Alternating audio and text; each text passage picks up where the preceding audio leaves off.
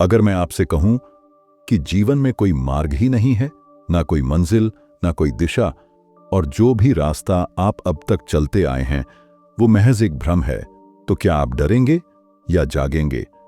ये कोई साधारण किताब नहीं है, और ये वीडियो सिर्फ एक बुक समरी नहीं है।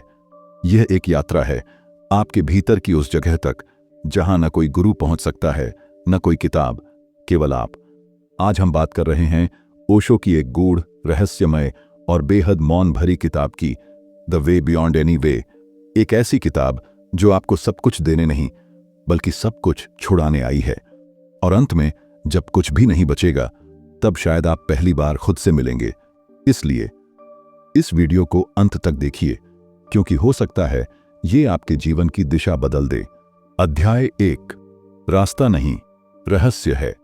जब कोई व्यक्ति आध्यात्मिक यात्रा की ओर बढ़ता है तो उसका पहला कदम होता है किसी रास्ते की तलाश। हम यह मानकर चलते हैं कि जैसे जीवन के अन्य क्षेत्र, शिक्षा, करियर, संबंध, सभी के लिए एक निश्चित दिशा होती है, उसी तरह आत्मा तक पहुंचने का भी कोई निश्चित पथ, कोई तय प्रक्रिया होनी चाहिए। और यही सबसे पहली और सबसे गहरी भ्रांति है, जिसे ओशो इस पुस्तक के पहले ही अध्याय में पूरी ताकत से तोड़ते हैं। वे कहते हैं, सत्य तक पहुंचने का कोई मार्ग नहीं है। यह कथन सामान्य समझ के ठीक विपरीत है। यह उस शिक्षण पर प्रश्न चिन्ह लगाता है जिस पर सदियों से मानवता चलती आई है कि ध्यान, तपस्या, साधना, गुरु, ग्रंथ, ये सब हमें परमात्मा तक पहुंचाएंगे। ओशो कहते हैं, यह सब भ्रम है, क्योंकि जैसे ही तुम किसी रास्ते पर चलने लगते हो, तुम वर्तमान से कट जाते हो और भविष्य की ओर भागने लगते हो। दरअसल हर मार्ग, चाहे वह कितना भी शुद्ध या गूढ़ क्यों न हो, एक मनोवैज्ञानिक ढांचा बन जाता है। तुम बनने में लग जाते हो। तुम ध्यानमग्न, शुद्ध, जागरूक, मुक्त बनने की आकांक्षा पाल लेते हो, और इस आकांक्षा में ही तुम सबसे ज्यादा खो जाते हो।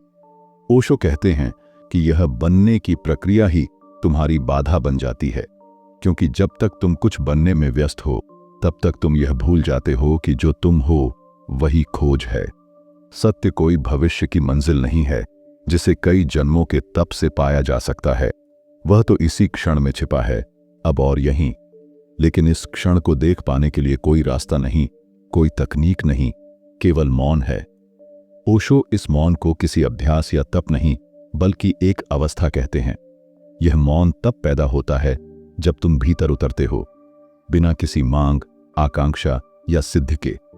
जब तुम सब रास्तों को छोड़ देते हो, जब तुम यह स्वीकार कर लेते हो कि तुम्हें कुछ नहीं चाहिए, न परमात्मा, न ज्ञान, न मुक्ति, तभी भीतर एक मौन जन्म लेता है। यह मौन, यह गहराई ही वास्तविक पथ है। लेकिन यह पथ इतना निजी है, इतना अनकहा, इतना मौन है कि किसी को बताया नहीं जा सकता, किसी को सिखाया नहीं जा सकता। इसीलिए ओशो कहते हैं, the way is beyond any way, यानी रास्ता किसी रास्ते में नहीं है। इस अध्याय में ओशो गुरु और धर्म की भूमिका पर भी प्रकाश डालते हैं। वे कहते हैं कि एक सच्चा गुरु तुम्हें कोई रास्ता नहीं देता, बल्कि तुम्हें तुम्हारे रास्ते से ही मुक्त कर देता है। गुरु का कार्य केवल एक आईना बनने का है। वह तुम्हें तुम्हारा ही प्रतिबिंब दिखाता है। लेकिन अगर तुम उस आईने को पकड़कर बैठ जाओ तो तुम उसकी छवि बनकर रह जाओगे, स्वयं नहीं बन पाओगे। यही कारण है कि ओशो बार बार कहते हैं, मुझे गुरु मत बनाओ, मुझे देखो और फिर मुझे भूल जाओ। उन्होंने यह चेतावनी भी दी है कि धर्म, साधना, तकनीक, यह सब अंततः दीवारें बन जाती हैं, द्वार नहीं। सत्य किसी संस्थागत व्यवस्था से नहीं आता, वह तो तुम्हारी व्यक्तिगत मौन उपस्थिति में प्रकट होता है। यह अध्याय केवल एक चेतावनी नहीं है, यह एक आह्वान है। ओशो कहते हैं कि भीतर उतरने की यात्रा को कोई और तय नहीं कर सकता। कोई नक्शा नहीं है, कोई मंजिल नहीं, कोई पूर्व निर्धारित पड़ाव नहीं। तुम्हें अकेले चलना होगा, और यह अकेलापन ही तुम्हारी शक्ति बन सकता है, अगर तुम उससे डरना छोड़ दो। भीतर उतरना एक गहरी छलांग है, अंधेरे में, मौन में, खुद में। लेकिन जो इस अंधेरे से नहीं डरते, वही उस रोशनी तक पहुंचते हैं जो किसी भी शब्द, दर्शन या गुरु से परे है। अब प्रश्न यह उठता है, यदि कोई मार्ग नहीं है, कोई अभ्यास नहीं है, कोई तकनीक भी नहीं, तो फिर हम करें क्या? हम कहां से शुरुआत करें? क्या ध्यान भी सिर्फ एक और भ्रम है, एक और तकनीक जो हमें बांधती है? या फिर ओशो के ध्यान का अर्थ कुछ और ही है, कुछ ऐसा जो साधना नहीं बल्कि स्वभाव हो?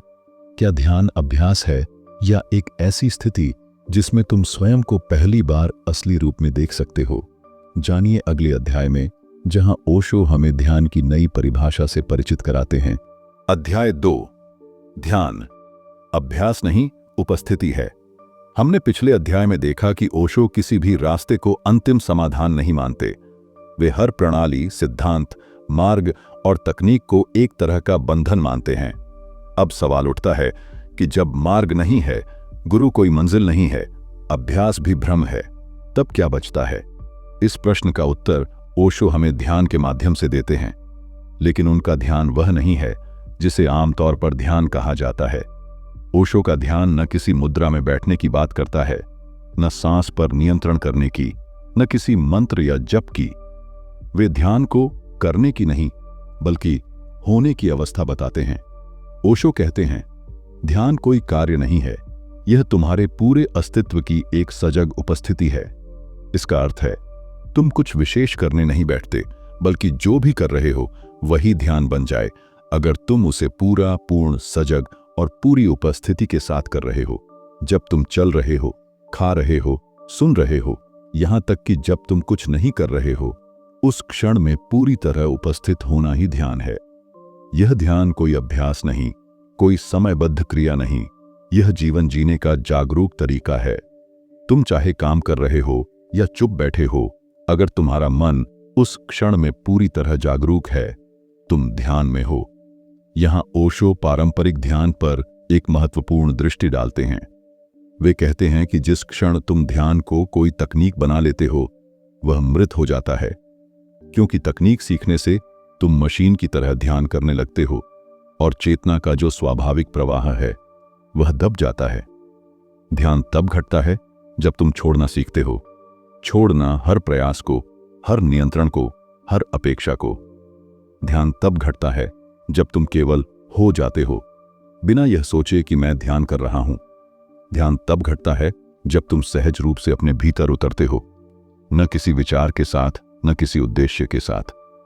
इस अध्याय में ओशो की सबसे क्रांतिकारी बात यह है कि ध्यान कोई विशेष अवस्था नहीं है जिसे साधना से पाना है, बल्कि यह वही अवस्था है जिसमें तुम जन्म से थे, लेकिन समाज, शिक्षा, धर्म और कंडीशनिंग ने तुम्हें उससे अलग कर दिया।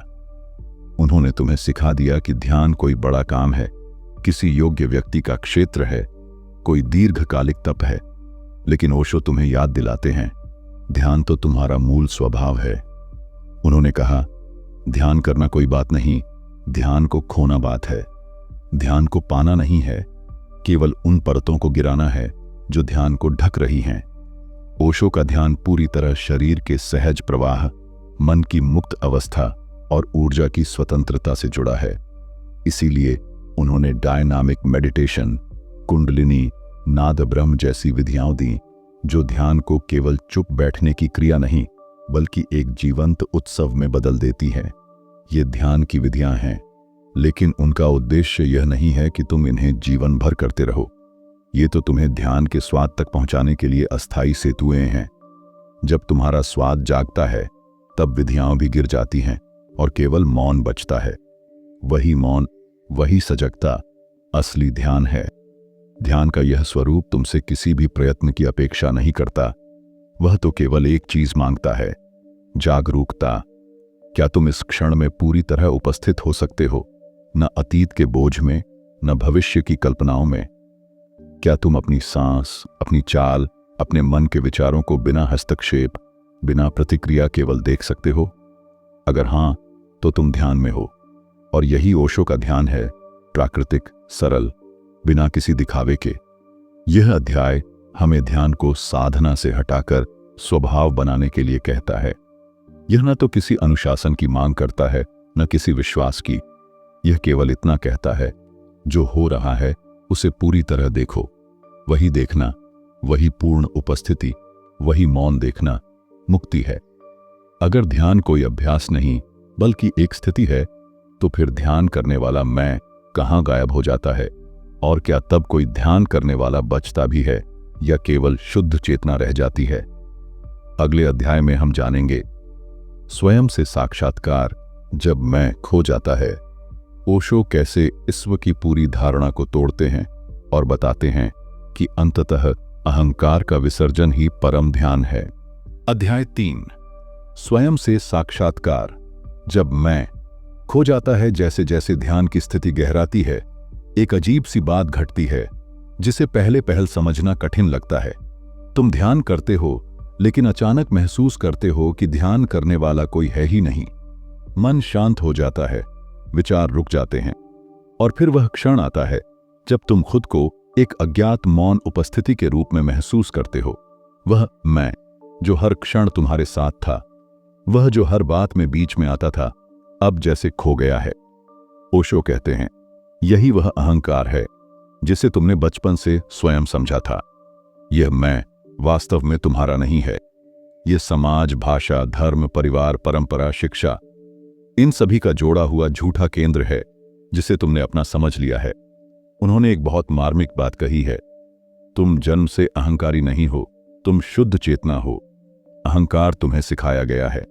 बचपन से ही तुम्हें नाम मिला, जाति मिली, पहचान मिली, फिर तुलना मिली, और धीरे धीरे तुमने एक छवि बना ली, एक इमेज, एक पर्सनालिटी जिसे तुमने गढ़ा कि मैं अच्छा हूं, मैं बुद्धिमान हूं, मैं विशेष हूं, मैं कुछ बनूंगा। यही सब मैं के रूप हैं, और ओशो कहते हैं यही आत्मा का पर्दा बन जाते हैं। इस अध्याय में ओशो हमें ईगो और सेल्फ के बीच के सूक्ष्म अंतर को महसूस कराते हैं। सेल्फ यानी वह मौलिक चेतना जो थी, है और हमेशा रहेगी। ईगो यानी वह मन निर्मित छवि जो दूसरों की नजरों में जीती है। जब ध्यान गहराता है तो यह छवि टूटने लगती है।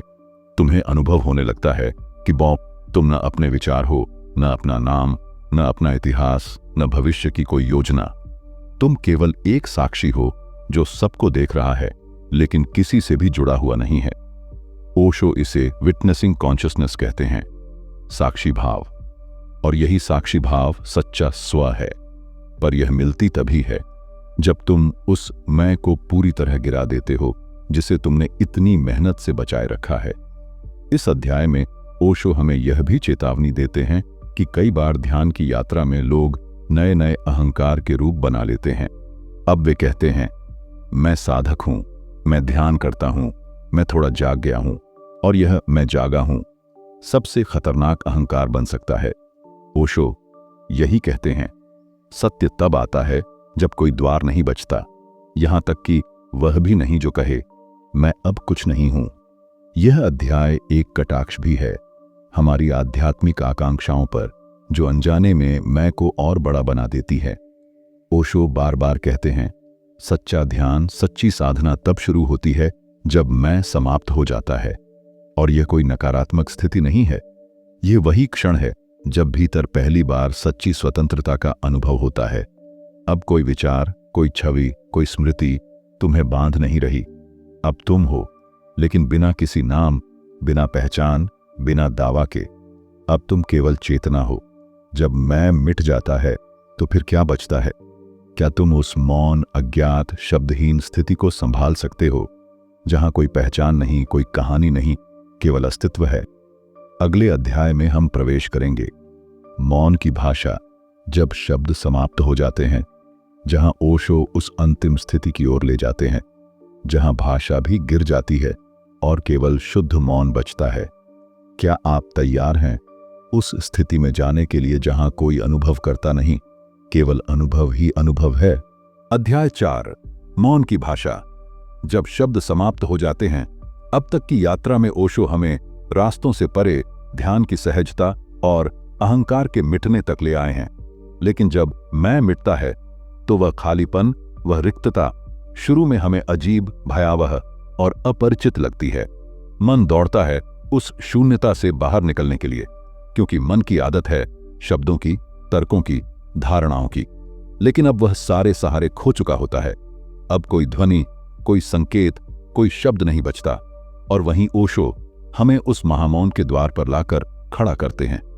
ओशो कहते हैं, शब्द मार्ग दिखाते हैं लेकिन सत्य तक नहीं ले जाते। शब्द केवल संकेत होते हैं और संकेत को पकड़कर बैठ जाना अंतिम सत्य को खो देना है। जब तक हम शब्दों से चिपके रहते हैं परमात्मा, सत्य, मुक्ति, ब्रह्म जैसे विचारों से, तब तक हम भाषा के भ्रम में ही उलझे रहते हैं। ओशो की दृष्टि में सत्य न तो कहने योग्य है न सुनने योग्य, वह केवल अनुभव योग्य है। और यह अनुभव शब्दातीत है। यह वह क्षण है जहां भीतर कोई ध्वनि नहीं उठती, बाहर कोई परिभाषा काम नहीं आती और तुम एक शून्य में डूब जाते हो जो डरावना नहीं बल्कि दिव्य है। यह मौन कोई साधारण चुप्पी नहीं है। यह वह मौन है जो जागरूकता से भरा होता है। यह निष्क्रिय नहीं बल्कि सबसे ऊर्जस्वित स्थिति होती है। ओशो इसे लिविंग साइलेंस कहते हैं, एक जीवंत मौन। यह मौन केवल शब्दों की अनुपस्थिति नहीं बल्कि मैं की अनुपस्थिति है, विचारों की समाप्ति है, समय का विसर्जन है। इस मौन में न कोई अनुभव करता बचता है न कोई विषय, बस अनुभव ही अनुभव है। शायद यही कारण है कि ओशो कहते हैं, जहां मौन है वहां ही परमात्मा है। जहां शब्द हैं वहां द्वंद्व है, दूरी है, भ्रांति है। जब ध्यान गहराता है और मैं विसर्जित होता है, तब यह मौन स्वाभाविक रूप से घटता है। इसे लाया नहीं जा सकता, तुम इसे कर नहीं सकते। यह तो घटता है जब तुम कुछ नहीं करते हो, और यह घटता है तब जब तुम पूरी तरह उपस्थित होते हो लेकिन कुछ कहने या पकड़ने की कोशिश नहीं करते। इस मौन में बुद्ध का निर्वाण है, महावीर का कैवल्य है, कृष्ण की वंशी की वह ध्वनि है जो मौन में भी गूंजती है। इस अध्याय में ओशो हमें उस बिंदु तक लाते हैं जहां सुनने और कहने दोनों का अंत होता है और बस होने की शुरुआत होती है। यहां तुम कुछ सीखने नहीं बैठे हो बल्कि स्वयं को खो देने आए हो, और जैसे ही तुम खोते हो मौन तुम्हें अपने भीतर खींच लेता है। ओशो कहते हैं, यही मौन अंतिम शिक्षाशाला है और यही अंतिम गुरु भी। परंतु यह मौन केवल ध्यान की कुटिया या किसी एकांत गुफा की बात नहीं है। ओशो बार बार यह जोर देते हैं कि यह मौन जीवन के बीचों बीच संभव है। तुम बाजार में हो सकते हो, भीड़ में हो सकते हो, लेकिन भीतर अगर सन्नाटा है, अगर कोई प्रतिक्रिया नहीं, कोई आकर्षण या विरोध नहीं, तो तुम मौन में हो। यह मौन न भागने से आता है न दबाने से, यह आता है केवल समझने से, देखने से और पूरी तरह स्वीकार कर लेने से। मौन में जो व्यक्ति उतरता है वह पूरी तरह बदल जाता है। अब वह प्रतिक्रिया नहीं करता, वह प्रत्युत्तर देता है, लेकिन भीतर से। अब वह जीता है, लेकिन बिना केंद्र के, बिना किसी प्रयोजन के। अब वह बोलता है, लेकिन हर शब्द मौन से उपजता है। अब वह प्रेम करता है, लेकिन बिना अपेक्षा के। अब वह मौन है, लेकिन उसका मौन एक स्पंदन है जो दूसरों को भी मौन की ओर खींच लेता है। क्या तुम उस मौन को सुन सकते हो जो शब्दों के पीछे छिपा है, जो श्वासों के बीच बहता है, जो तुम में है, लेकिन तुम कभी वहां गए नहीं? अगले अध्याय में हम प्रवेश करेंगे मुक्ति का अर्थ अब और यहीं, जहां ओशो मौन की इस अवस्था को जीवन में जीने की कला में बदलते हैं और बताते हैं कि मुक्ति कोई भविष्य की स्थिति नहीं बल्कि एक तुरंत संभव अनुभव है। क्या तुम तैयार हो उस मुक्ति को अब जीने के लिए जो तुम्हारे भीतर हर क्षण घट रही है? अध्याय 5, मुक्ति का अर्थ अब और यहीं ओशो कहते हैं कि मनुष्य की सबसे बड़ी त्रासदी यह है कि उसने मुक्ति को भविष्य की चीज मान लिया है।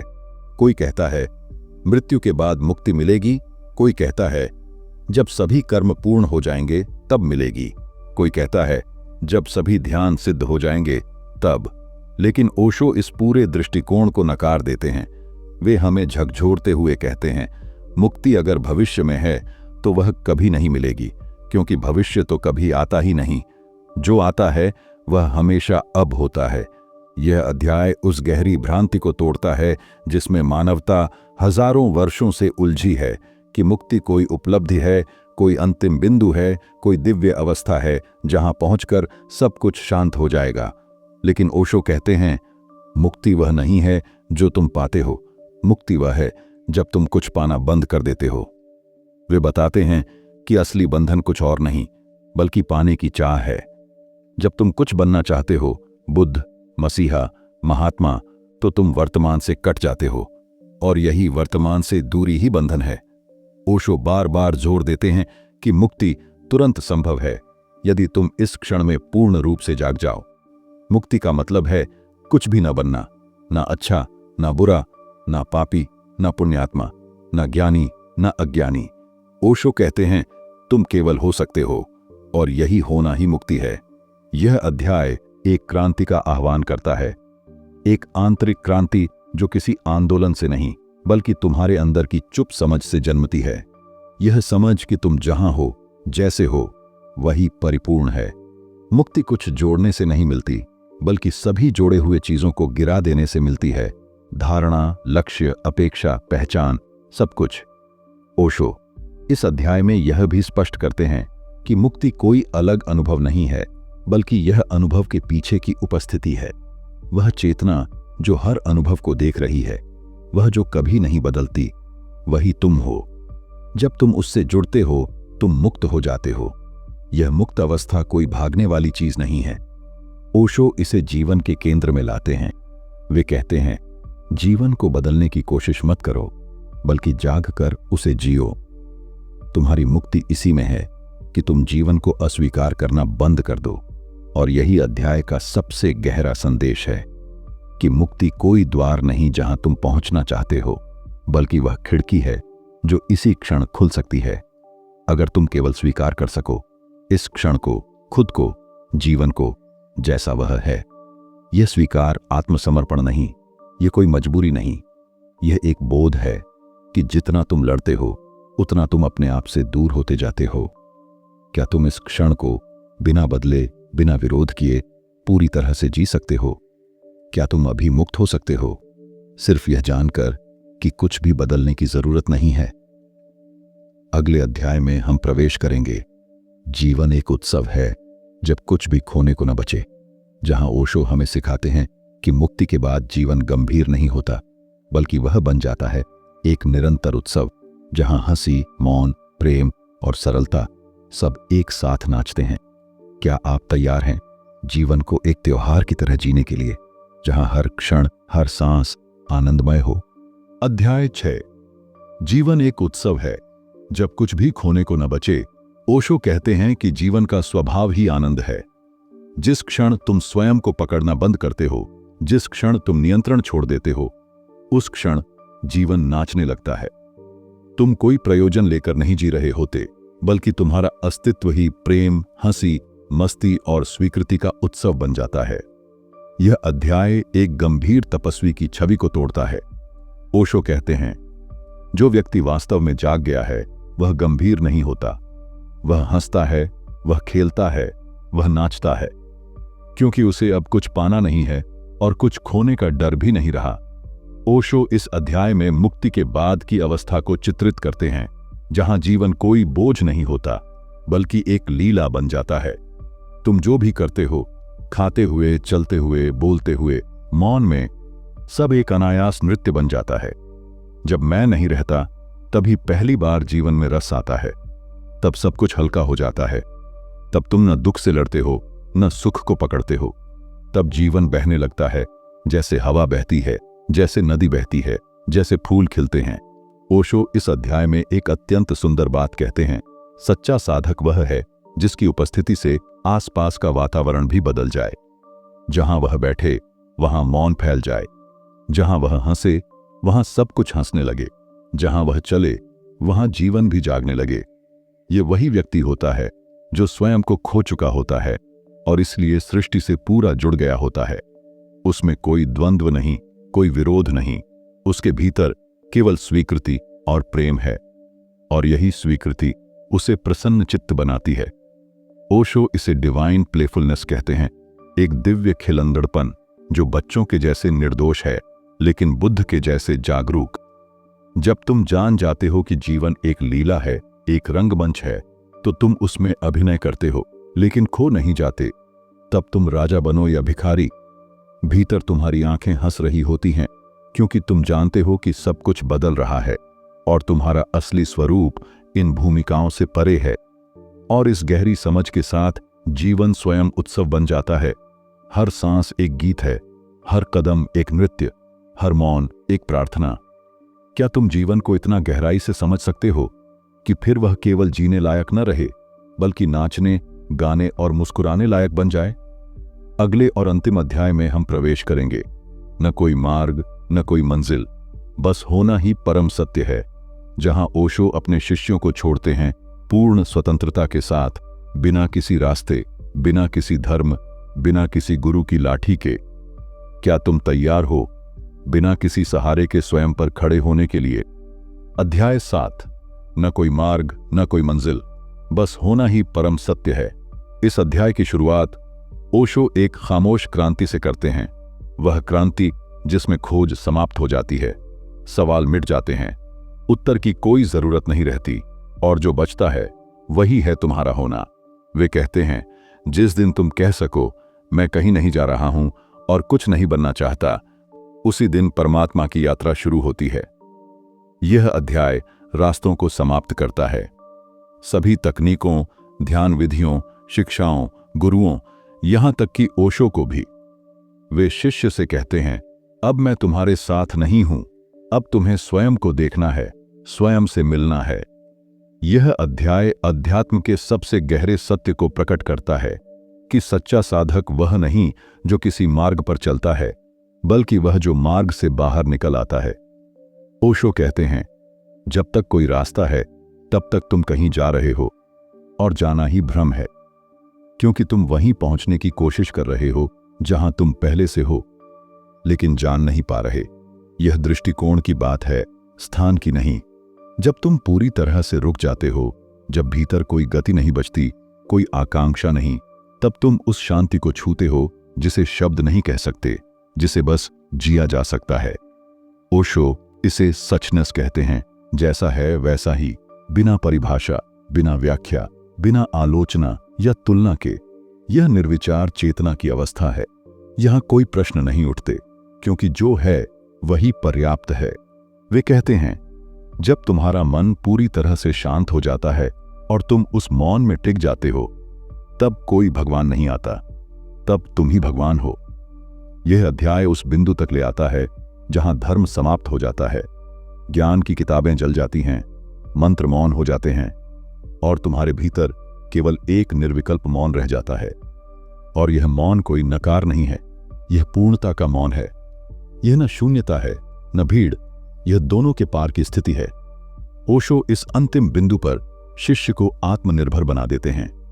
वे कहते हैं, अब कोई हाथ नहीं थामेगा, अब कोई तुम्हें रास्ता नहीं दिखाएगा, अब तुम स्वयं ही प्रकाश बनो। अगर अब कुछ भी करने को नहीं बचा, कोई ध्यान, कोई मार्ग, कोई लक्ष्य, तो क्या तुम इस मौन में जी सकते हो, बिना डरे, बिना भागे? अब आप जान चुके हैं कि कोई मार्ग नहीं है, कोई मंजिल नहीं है, और जो रह गया है वो बस आपका होना है।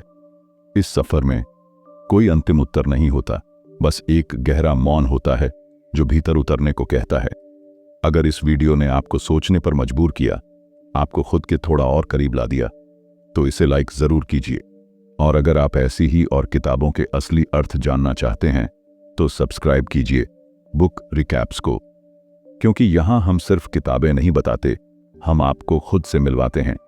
नीचे कमेंट करके बताइए, इस किताब की कौन सी बात ने आपको सबसे ज्यादा झकझोरा, और कौन सी किताब आप अगली बार सुनना चाहते हैं।